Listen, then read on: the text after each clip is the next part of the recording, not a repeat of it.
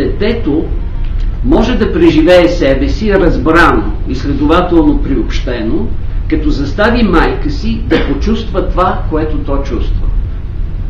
Това е това скачване между майка и дете, което детето предизвиква най-често в момент на ужас, безименен ужас, когато преживява нещо, на което не може да сглоби смисъла, и държи и вижда като единствен източник за своето спасение необходимостта неговата майка да усети какво му е, защото тя е можеща, знаеща, има ресурси и ще се оправи в ситуацията. Това е връзка на несъзнавано ниво.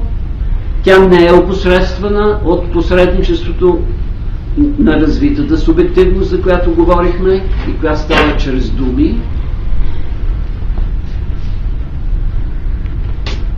И често съпътства тези състояния на безименен ужас. Много важно е от сега да знаем, че ако майката няма капацитета да приеме и задържи това, което детето й предлага, ако се изплаши или ако самата тя има депресия и е ангажирана със своето страдание, то тогава това временно състояние на алиенация, което детето предизвиква чрез поставяне на част от субективността си извън себе си, може да стане негово постоянно състояние на отчужданост. И това по-късно ние установяваме като личностно разстройство. Този човек шества из света, но не може да се почувства свързан и скачен с него. Много от опита, който ние имаме, ранен опит или опит на родител, в тези ситуации се налага да бъде ползван от нас в ролята ни на помагащи професионалисти, тогава, когато трябва да обслужим задача на някой от нашите клиенти или пациенти, свързана с това чувство на загуба на смисъла и ужаса, което го съпътства. И накрая искам да ви разкажа за нарцисизма. Това е също примитивна стратегия, подобна на проективната идентификация за справяне с ужаса, в основата на която лежи обаче едно нещо, което наричаме себеидеализация или приписване на свръхмерна ценност на себе си, и от която проистича чувството, че няма нищо друго добро на света, освен мене. И има един вариант на нарцисизма, при който се идеализира разрушителното начало, което носим в себе си. Резултатът е отношение на разрушително самогъщество под формата на безжалостно отношение към нуждата на привързаност и любов. Тоест всички тези ценности, които ни правят живи системи, които ни държат в обсега на вниманието и чувствата ни един на друг, стават предмет на атака от тази форма на психична организация при лицата с нарцистично разстройство. В основата на разрушителния нарцисизъм седи завистта.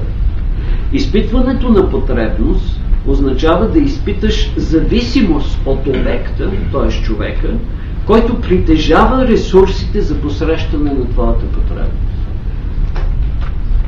Встъпването в отношение с хора означава да признае зависимостта си от природното и човешко обкръжение. Нарцисизмът е живот с фантазията, че си самодостатъчен, отключена от завистта към обекта, който разполага с ресурси. И нарцисизмът има своите превъплъщения в несъзнавания живот на групата. 3 такива основни превъплъщения се срещат в груповия формат на нашето живеене. Това са тези известни непродуктивни култури, за разлика от културата на работната група, която всяка една от тези 5 групи тук се очаква днеска да възпроизведе. Това е култура на зависимост, т.е. признаване за безпомощност, култура на колузия. Тогава, когато се правиме, и тези, които помагаме, и тези, на които помагаме, че всичко е наред, но всъщност нещата не са. И накрая културата на параноя. Затварянето на групата с убеждението, че има врагове наоколо. Името е биом на човека, който ги въвежда и открива тези неща, от които нашия групов живот непрекъснато страда.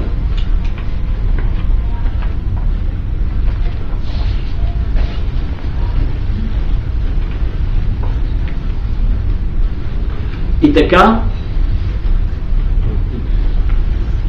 от това, което казах, главните точки са следните. За да работим по случаи, трябва да съзнаваме факта, че сме субекти и че имаме гледни точки за света.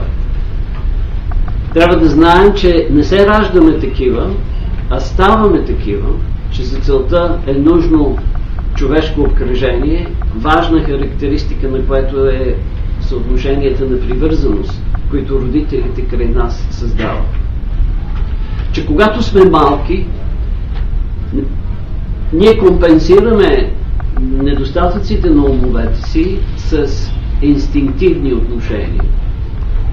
И че в този период от нашето развитие често практикуваме това, което се нарича проективна идентификация. Безсловесно предаваме чувствата си на човек, към който сме привързани и от когото имаме очаквания, че носи ресурси и опит да може да опитоми този ужас, с който ние се чувстваме безпомощни.